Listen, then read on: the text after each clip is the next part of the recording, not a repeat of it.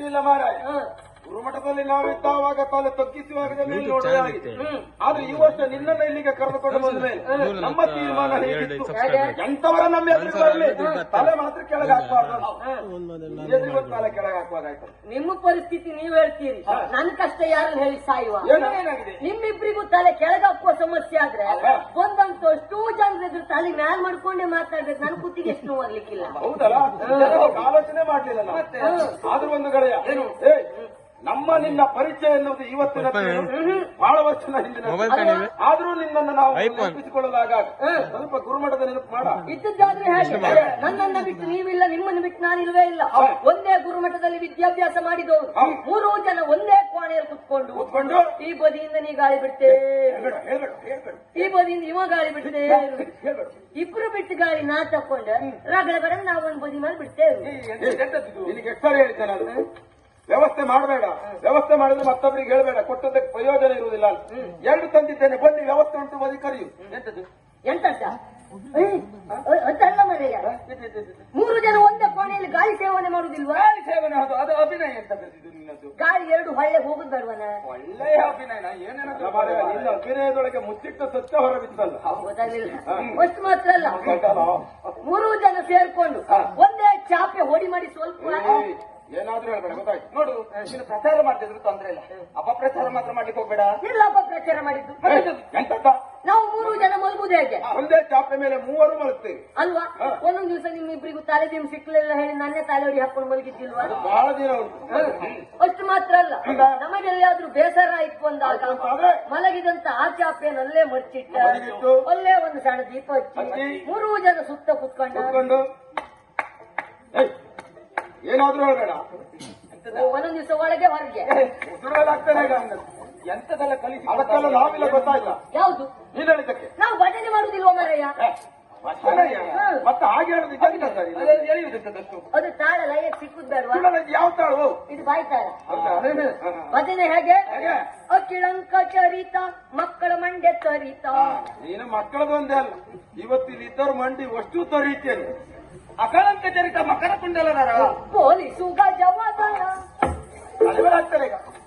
ಪಾಲಿಸು ಗಜವಾದನ ಸುಗುಣನ ಶಾಲೆದು ಕಡಪುಯನ ವಿವರಣೆ ಸರಿಯಾಗುವುದಿಲ್ಲ ಅದಲ್ವಾ? ಸುಗುಣ ವಿಶಾಲದ ದಯಾ ಸದನ ಹಾಗೆ ಭಜನೆ ಮಾಡ್ತಾ ಇದ್ದದ್ದು. ಅಷ್ಟು ಮಾತ್ರ ಅಲ್ಲ, ನಾವು ಊಟ ಮಾಡುದು ಹೇಗ?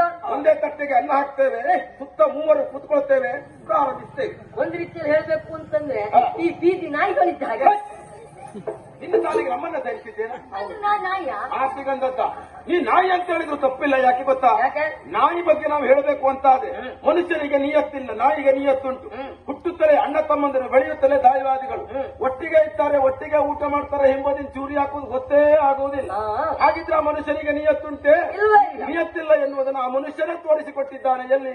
ಈ ಹಣಕಾಸಿನ ವ್ಯವಹಾರ ಮಾಡುವವರು ಭಾವಚಿತ್ರವನ್ನು ಹಾಕಿಕೊಂಡು ನಾಮಫಲಕವನ್ನು ಹಾಕ್ತಾರೆ. ಯಾಕೆ? ನಮ್ಮಲ್ಲಿ ನಾಯಿಯಷ್ಟೇ ನಿಯತ್ತುಂಟು, ಬನ್ನಿ ಹಣಕಾಸಿನ ವ್ಯವಹಾರ ಮಾಡಿ ಎನ್ನುವುದಾಗಿ. ಹಾಗಿದ್ರೆ ನೀನ್ ಹೇಳಿದಕ್ಕೆ ತಪ್ಪ ಅಲ್ವೇ ಅಲ್ಲ? ನಾಯಿ ಎನ್ನುವುದು ನಾರಾಯಣ ಸ್ವಾಮಿ ಅಲ್ವಾ? ಅಲ್ವಾ? ಅದೇ ಹೇಳಿದ್ದು, ಬೀದಿ ನಾಯಿಗಳಲ್ಲಿ ಭೇದ ಉಂಟಾ? ಒಂದು ನಾಯಿ ಊಟ ಹಾಕು, ಮತ್ತೊಂದು ನಾಯಿ ಬಂದಾಗ ಇದು ನೋಡ್ಕೊಂಡು ಒಮ್ಮೆ ಗುರ್ರ ಅಂತದೆ ಬಿಟ್ರೆ ಮತ್ತೊಂದು ಬಾಲೋಡಿ ಹಾಕೊಂಡು ತಿನ್ಕೊಂಡು ಹೋಗುದಿಲ್ವಾ? ಈಗ ನಮ್ಮಿಬ್ರು ಊಟ ಆದ್ಮೇಲೆ ತಿನ್ನೋದಿಲ್ವಾ? ಅಲ್ವಾ? ಮತ್ತೆ ಹೊಂದಾಣಿಕೆ ಪುಣ್ಯಾತ್ಮ, ನೀನ್ ಎಂತ ಹೇಳುದು? ಊಟದ ಬಗ್ಗೆ ಆಲೋಚನೆ ಮಾಡಿದ್ರೆ ಕಳೆದ ವರ್ಷ ಇದೇ ಊರಲ್ಲಿ ಇದೇ ಜಾತ್ರೆಗೆ ಎಂತ ಊಟ. ಈ ವರ್ಷ ಯಾಕಿಲ್ಲ? ಹೋಗಿ ಅವರಲ್ಲೇ ಕೇಳಬೇಕು, ಯಾಕಿಲ್ಲ? ತೊಂದ್ರೆ ಇಲ್ಲ ಬಿಡು. ಅಷ್ಟು ಮಾತ್ರ ಅಲ್ಲ, ಇವತ್ತು ನೀವು ಆಡುವ ಮಾತನ್ನ ಮರೆಯಲ್ಲೇ ನೆತ್ತಿ ಕೇಳ್ಕೊಂಡು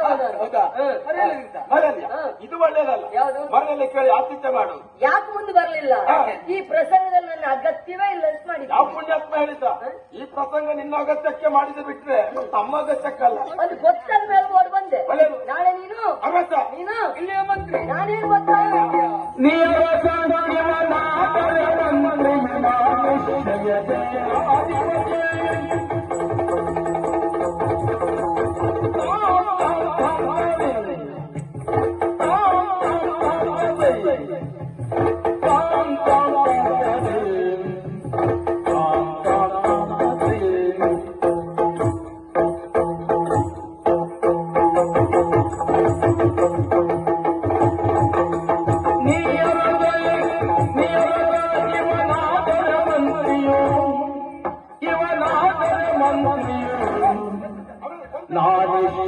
ಸೇನಾಧಿಪತಿ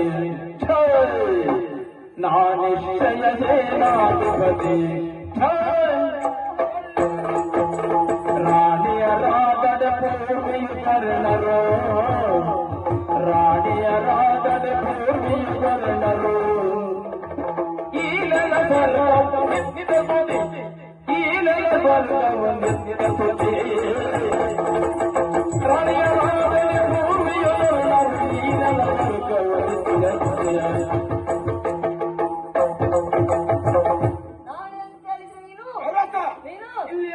ನನಗಂತದ್ದು ಇಲ್ವಾ?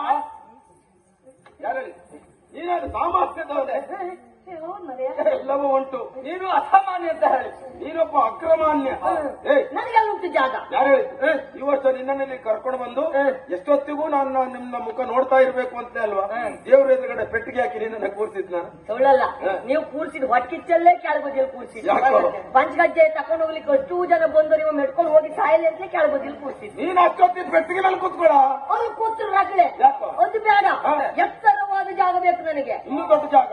ಯಾವ ಜಾಗ ಅಂತ ಅದು ನಮಗಿಂತಲೂ ಎತ್ತರವಾದ ಜಾಗ ಬೇಕಾ? ನಮಗಿಂತಲೂ ಎತ್ತರವಾದ ಜಾಗ ಇರುವುದು ಒಂದೇ. ಯಾವುದು? ಕೆಳಗೆ ಇಟ್ಕೊಂಡು ಕೂತು ಅಲ್ಲಿ ಕೂತ್ರು ಪಾಪ ಬಂದವರಿಗೆ ರಾಗಳೆ ರಾತ್ರಿಯಿಂದ ಬೆಳಿಗ್ಗೆವರೆಗೆ ಸ್ವರ ಕೇಳ್ತಾ ಉಂಟು. ಜನ ಎಲ್ಲಿದ್ದಂತ ಬೆಳಕಕ್ಕೆ ಹುಡುಕ್ತೇ ಇರ್ಬೇಕು. ತೊಂದ್ರೆ ಇಲ್ಲ, ಒಳ್ಳೆ ಹೆಸರಲ್ಲ. ಎಂತದ್ದು ನಾ ತೋರಿಸ್ಬೇಡ ಅವರಿಗೆ. ನಿಮ್ಗೆ ಎಷ್ಟು ಜಾಗ ಬೇಕಪ್ಪ? ನನಗೆ ಹೆಚ್ಚು ಬೇಡ. ಅನ್ನದ ತಟ್ಟೆ ಕೊಟ್ರು ಅದ್ರಲ್ಲ ಒಂದು ಬುದ್ಧಿ ಆದ್ರೂ ಗಟ್ಟಿ ಜಾಗ ಯಾವ್ದ್ಯಾವ್ದು ಅಲ್ಲ. ನಾನೇ ಆಯ್ಕೆ ಮಾಡ್ಕೊಂಡಿದ್ದೇನೆ. ಈಗ ನಾಳೆ ಅಂತ ಹೇಳಿ ನೀವು ಪಟ್ಟ ಏರುವವರು ಹೌದಾ? ಪಟ್ಟ ಏರುವ ಮುನ್ನ ಪಟ್ಟ ಮಹಿಷಿಯನ್ನ ಕಟ್ಟಿಕೊಳ್ಳುವಂತಹದ್ದು ಶಿಷ್ಟಾಚಾರ. ಆ ನೆಲೆಯಲ್ಲಿ ನೀವು ಮದುವೆ ಆಗ್ತೀರಿ. ನೀವು ಮದುವೆ ಆದ ನಂತರ ನಿಮ್ಮಿಬ್ಬರ ಹೆಂಡತಿಯರ ಅಂಗ ವೀಕ್ಷಕನಾಗಿ ನಾನಿರ್ತೇನು. ಯಾರಿಗೂ ಇಲ್ಲ, ನಮ್ಮದೇ ಆಯ್ಕೆ. ಬಾಯಲ್ಲಿ ಕಡಿಯುವುದಲ್ಲ, ಹೆಣ್ಣಲ್ಲೇ ಕಡಿಬೇಕು. ಒಮ್ಮೆ ಸಾಯ್ಬಾರ್ದು. ನೀನು ಸಾಮಾನ್ಯದವನಲ್ಲೇ. ನಿಮ್ಮ ಹೆಂಡತಿಯರ ಅಂಗ ವೀಕ್ಷಕ ಮತ್ತದನ್ನೇ ಹೇಳ್ತಾನೆ. ಪ್ರಪಂಚದಲ್ಲಿ ಒಂದು ನಿಯಮ ಉಂಟು, ಗೊತ್ತುಂಟ ನಿನಗೆ? ಯಾವುದು? ಗಂಡನಾದವ ಕತ್ತಲೆಯಲ್ಲಿಯೂ ಕೂಡ ಹೆಂಡತಿಯನ್ನ ಬೆತ್ತಲೆಯಾಗಿ ನೋಡಬಾರದು. ಹೀಗಿರುತ್ತಾ ನಮ್ಮ ಹೆಂಡತಿಯರ